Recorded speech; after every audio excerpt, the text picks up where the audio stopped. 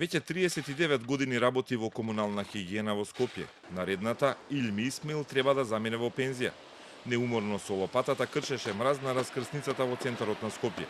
На минус 15 и по некоја солза во окото му капнуваше од студот. Мачно се потиме, се прекладуваме, цел ден сме надвор. И затоа тоа е. Еве, отвараме пешачки премини за народот да проаѓа. Но имаше премногу мраз, а граѓаните беа незадоволни. Не организираме. Во оваа држава што е организирано, па и тоа. Едноставно. Не ве слушам, читам некни. Катастрофа, вика, Имаат, вика, вика, од, не ми текнува која фирма беше за чистење, од 200 работники бројот е преполовен. Располагаме со возила, вика, кои се стари 50 години. И што очекуваш ти? И пак беа затекнати, за жал. Поготово Куманово, Велес и така. Добро, внимавам кога одам. И кршачот на мраз ги оправдуваше. Во право си, во право си. Само тоа надлежните се криви. Не сакам да кажувам, само тоа е. Но колку всушност се издвојуваат пари за чистење на снегот? Сите општини заедно потрошиле над 2 милиони евра за вонредни тендери. Најмногу се троши во Скопје и скопските општини. Вкупно трошоците на градот Скопје ќе изнесуваат околу 850.000 евра, значи само за оваа зимска сезона. Но ќе уште поладно и уште поризично. Главните улици и булевари, така наречени градски, исчистени. На студот прошетавме со советникот Зоран Шапорич. И тој исто така како и граѓаните вели, не е доволно расчистено, ниту пак има доволно механизација. А не е удрена лопата ниту пред многу дуќани, продавници, банкарски експозитури. Некаде по должина околу 70% се општински улици, по површина над 50% се општински, другите се градски. Се разбира дека градот Скопје покрај сообраќајниците има обврска да ги одржува, односно да ги чисти во овие услови и тротоарите на овие булевари посебно. Може да видите дека одредени деловни објекти треба да го исчистат снегот. До сега не сме виделе ниту општинска, ниту градска комунална инспекција да опомене некого да изрече некоја казна, освен апели и повици. Центарот за граѓански комуникации направи анализа колку се троши за расчистување на зимските проблеми и сумата на вонредни трошоци достигна до 5,2 милиони евра.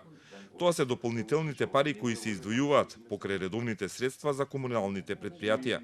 На тендери се бара и набавува по 3 ставки: приватна механизација за расчистување, да се купи собствена механизација и третото се набавува сол и ризла за фрлање. Најмногу троши Македонија пат, речиси 3 милиони евра, а општините трошат вкупно 2 милиони и 300 илјади евра. Скопје е рекордер. Градот и 10 општини издвојуваат на годишно ниво 876.000 евра за вонредни зимски трошоци, покажала анализата на Центарот за граѓански комуникации.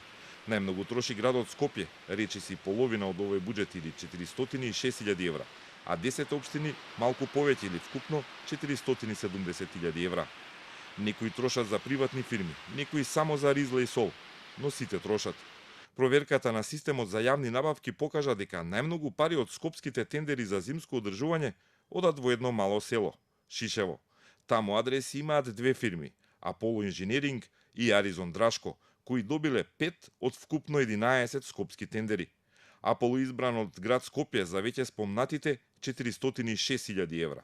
Аризон го избрале вкупно 4 скопски општини: Центар, Карпош, Киселавода и Ѓорче Петров за вкупно 218.000 евра. На крај, градските улици беа проводни за сообраќај, ама не и за пешаци, додека општинските беа подмрзнати и предизвикуваа револт кај граѓаните. Навечер па замрзнува. И многу тешко се движат. Нема и луѓе не може да се движат ни коли. Никако. Чекаме да се стопли. На некои студот им донесе проблеми со струја. На некои во зградите во Ново Лисиче и недостиг од вода. Цел понеделник немаа. Цел ден немавме, са бајле тек дојде водава. Во последнава година многу често се случува, не знам што е, дали прават нешто, дали што е, не знам. Порано не се случува, али последнава година е, па да не претерам, ама сигурно еднашка месечно мора да нема вода и тоа по цел ден нема вода. Од Савајра немаше горната зона, сега долната зона пак нема. А зошто знаете зошто нема? Дефеци стално се јавуваат. По Скопје Куманово издвојува најмногу 245.000 евра за одржување во зима. Потоа следува Прилеп со 201.000 евра, па Тетово 130.000 евра.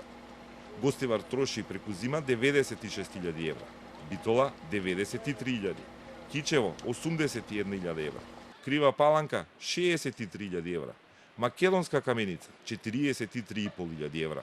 Но има и 34 општини кои не потрошиле ниту евро за сол и ризла или за механизација, па не е познато како чистат за своите граѓани. Тука се и општините Штип и Струмица. Анализите во ЦГК покажале дека кога парите ќе се соберат регионално, излегува голема разлика. Така Скопскиот плански регион издвојува најмногу, а најмалку за снег трошат општините на југ во југоисточниот регион. Секако ова зборува за нерамноправната положба во која се наоѓаат жителите во различни општини во Република Македонија, бидејќи очигледно дека оние во Скопскиот сигурно имаат колку толку, иако и ние не сме задоволни, поичистени улици отколку во другите региони каде што гледаме дека парите се исклучително малечки. И навистина, пресметките покажуваат дека во Скопскиот регион се трошат речиси милион евра. Потоа следуваат Пелагонискиот и североисточниот Кумановски регион, кои трошат 3 пати помалку од главниот град со околината. Полошкиот со Тетово и Гостивар е близу до 290.000 евра годишно. Па потоа следуваат југозападниот, каде најмногу потрошило Кичево, а тука се и градовите Охрид и Струга. Источниот Штипски регион фрлил ризла и ангажирал фирми за чистење за 124.000 евра, иако Штип не потрошил ништо. Најмалку трошеле Вардарскиот регион со 43.000 евра и југоисточниот, каде само Радовиш потрошил 3.000 евра, а поголемите Струмица и Гевгелија не потрошиле ништо. И ова се оние дополнителни трошоци. Најголемиот проблем е како да се провери дали парите се потрошени за вистинска намена. Немаме надлежна институција која ќе направи проверка колку наменски овие пари биле потрошени и навистина дали приватната механизација за која на крајот општините и јавните предпријатија ќе платат, навистина излегла на терен и ги исчистила улиците. И тоа можеби остава простор за некакви злоупотреби и секако се јавува оттука сомнежот дали овие пари се наменски и рационално искористени и кој е ефектот од трошењето на оваа значајна сума на пари.